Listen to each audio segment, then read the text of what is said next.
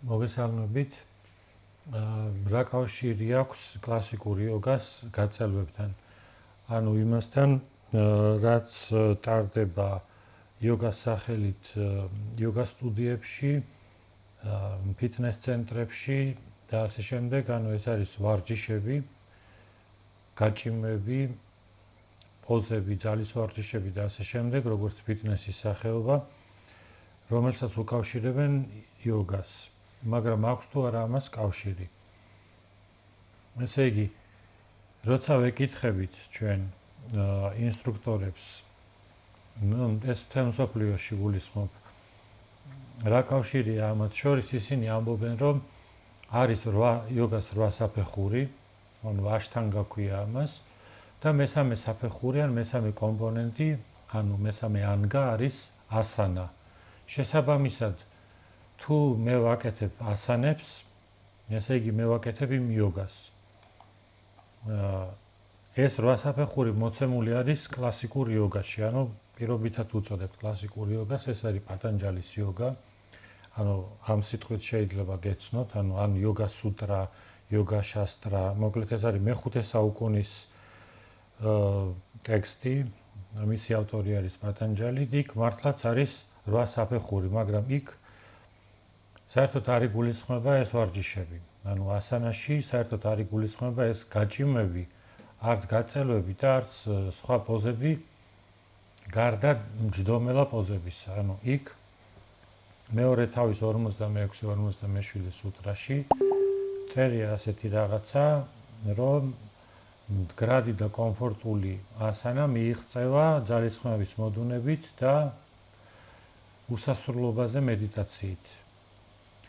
და ფილოლოგიური ანალიზის შედეგად ეს ერთი წინადადება ადრე კითხულობდნენ ამას როგორც ორ ცალ-ცალკე წინადადებას. ფილოლოგიური ანალიზის შედეგად ეს არის ერთი წინადადება, რომელიც არის გახლეჩილი შუაზე და აი შუაში არის ჩამოტებული კომენტარი.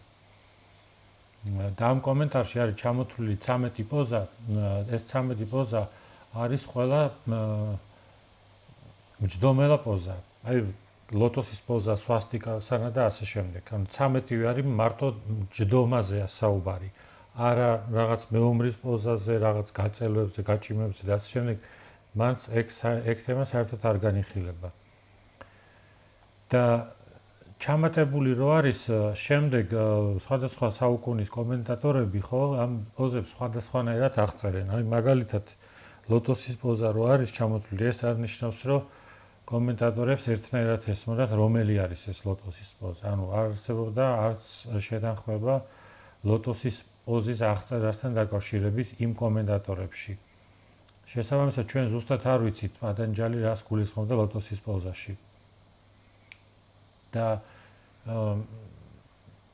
მით უმეტეს, ან შეიძლება ეს გაგებული იყოს, ანუ იათასუქა არის სანსკრიტულად ეგეთი ტერმინი, რაც ზოგიერთ ხელნაწერში არის, რომ ან ნებისმიერი კომფორტული პოზიცია. ესე იგი, არ არის აქ საერთოდ საუბარი არავითარ სხვა პოზებზე გარდა ჯდომისა, რომელიც ისიც შეიძლება ის 13 პოზაც შეიძლება იყოს ჩამატება.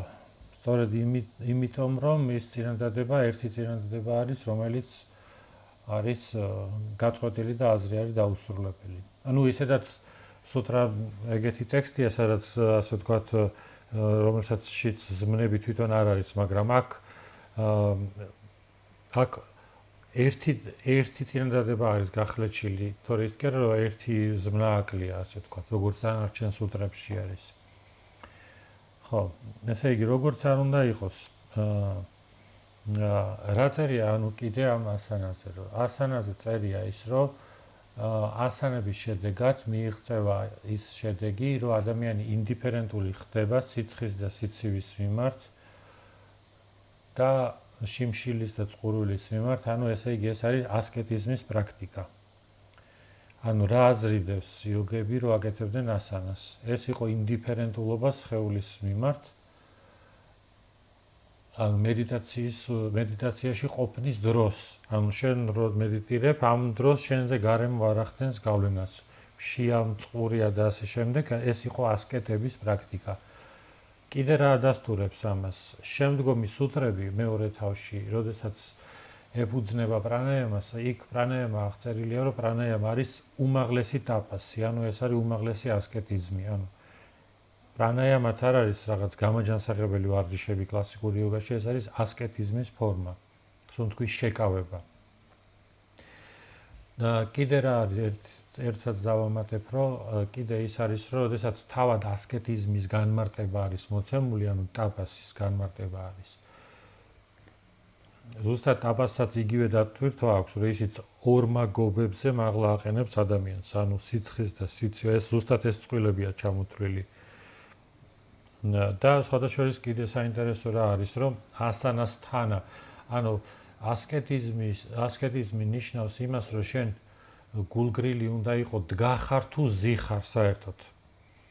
ეგეც საინტერესო რაღაც არის, რომ ანუ ასანა იგივე ტექსტში, ესე იგი გამოყენებულია როგორც ისეთი რაღაცა, რის მიმართაც შენ არ უნდა იყო, ასე ვთქვათ, შენთვის ეს კონკრეტული მდგომარეობა უნდა იყოს სულ ერთი.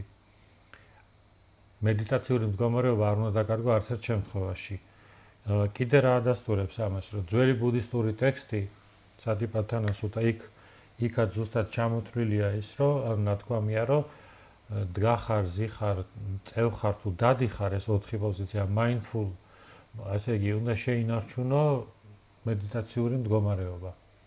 სპეციალურად არის ხაზგასმული, რომ შენზე არ გავლენას არ უნდა ახდენდეს. ეს არის ანუ ასანას, ანუ ასკეტიზმის დატვირთვა, ბუდიზმში ეს არის mindfulness-ის განმარტება, mindfulness-ის ერთ-ერთი ასპექტის. და რადგან ასკეტიზმი მოიაზრებს, რომ ადამიანი გახდეს მაღლა დადგეს, რო თქვა, მაგალითად მგზავრობ და კითხვა გინდა და ამ დროს რაღაცნაირად სხეულის დისკომფორტის გამო კონცენტრაცია არ შეგიძლია, ხო?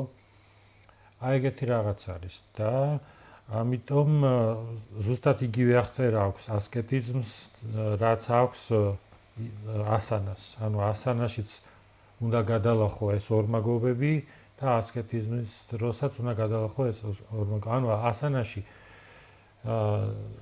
ასანაში იგულისხმება უფრო მეტად სავარაუდო არის, რომ ასკეტიზმი, რომ ასე ვთქვათ, სხეული გახდეს, ასე ვთქვათ, ესე მომზადებული, გაწაფული, ასე ვთქვათ, და არ ახდენდეს მასე გავლენას სხეულებრივი დისკომფორტი და აქ არანაირ საერთოდ გაჭიმებზე და ჩვენ რო ვაკავშირებთ ხოლმე, რომ მაგალითად ასანებთან თითქოს რაღაცა კავშირში იყოს ის, რაც კეთდება როგორც კი იოგა სტუდიებში და ფიტნეს ცენტრებში, ეს საერთოდ სხვა რაღაცა არის. კლასიკურ იოგასთან, ანუ აშტანგა ვასაფეხურთან ეს საერთოდ არ უნდა დავაკავშიროთ. ეს შეიძლება დავაკავშიროთ ჰათა იოგასთან. რაც არის მე-11 საუკუნის, ანუ ცალკე მიმდინარეობა არის, რაც ბუდიზმიდან იღებს სათავეს. აი მაგასთან რამდენად კავშირშია, აი ეგ ცალკე შეიძლება განვიხილოთ. მაგრამ ის რომ ეს კლასიკურ იოგასთან არავითარ კავშირში არ არის, ანუ ეს ცხადია. თუ მაინც და მაინც კავშირშია, თუ არის კავშირში და ეს 13 ასანა არ არის ჩამატება, ვანდი გულისხმობა მხოლოდ ჯდომა.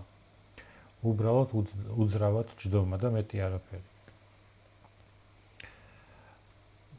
მადლობა ყურადღებისთვის.